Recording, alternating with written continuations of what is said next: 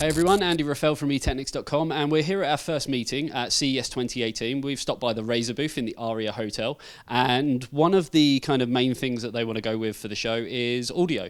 They're focusing heavily on gamers because there's so many speakers out there who kind of try and do a one-size-fits-all solution, talking gaming, movies, music, that kind of thing.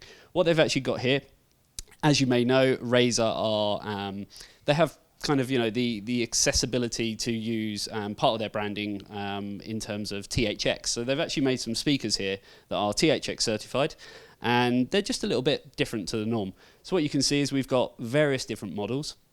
The main one that I guess people are really going to sort of get excited about are the Pro version, which is the Nommo Pro. As you can see, Chroma, it has got RGB on there, and it's going to be sort of forward firing, and it's going to be very directional to where you're actually sitting.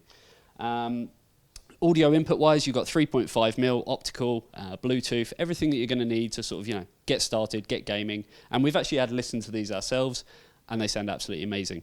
We've also got a subwoofer, which is included, and there are some other models as well.